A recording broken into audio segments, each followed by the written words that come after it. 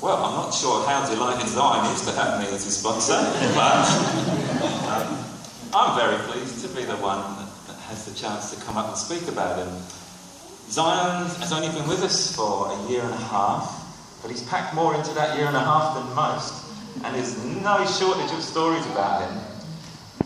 His life story at St. Peter's is really one of rags to riches and ongoing, I hope. When he started, I think it's fair to say, Zion, that he would have rather been anywhere but here. In fact, he didn't really want to go to any school at all. I think I'm right there, Zion. Remember that? He'd do a little bit of maths, but just a little bit. He'd do a little bit of writing, but his hand would get very tired very quickly. And he would talk to people. He liked talking, but only to people he knew very, very, very well, and even better if they looked like Mum. All the signs were there that Zion was going to take a while to settle and get anywhere. However, not long, well, perhaps a month or two after he was here, and we'd had lots of little mental battles to try and get him somewhere, a strange thing happened. Terrible, but good, too. A simple thing. Zion's never been great at getting up in the morning, and he's still not, if it happens. But one morning, out of the many, he got up. It was raining, it was cold, it was a winter's morning. Surprisingly, the transport had gone. Now, many times, many a student would just call it a day at that, but Zion, although he was living in Malden Manor, which is quite away from school, got himself out of bed and he walked it. No jacket, no jumper, no coat, nothing, no umbrella. He turned up here middle of the morning, soaked to the skin. But what it showed us was that, although he had a lot of fears about life, underneath all that was a young man who really wanted and was determined to do his best and to progress. Since then, well, I'll just pick out a few things. Zion has, well, he's tackled, number one, this real fear about people and talking to people. Well, I only got to look at him tonight and in the last few months to see there's a real bond between Zion and the class. It's come through a lot of heartache on Zion's part, but he's made it. Physically, Zion looked at another student in our school, Jamie Hall, I believe, is here tonight.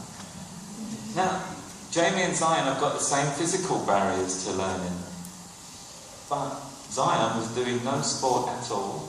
Jamie Hall had just been picked for Chelsea's CP squad. And the simple question to Zion was, how come?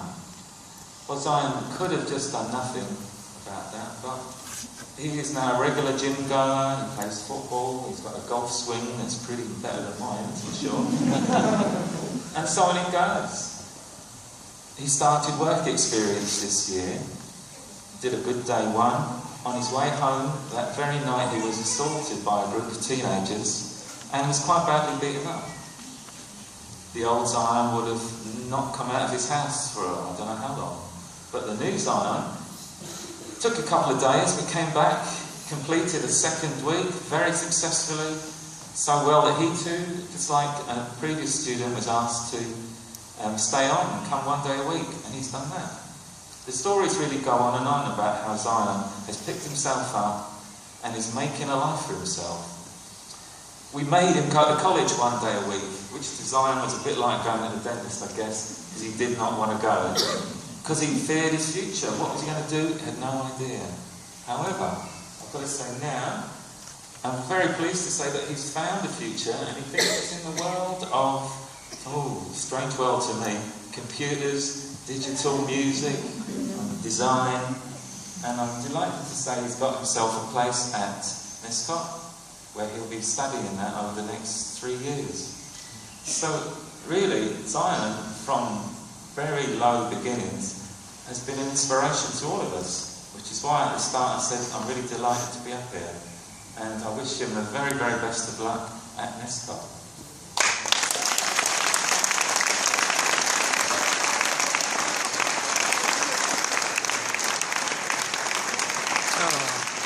My little Zion. Oh, good boy.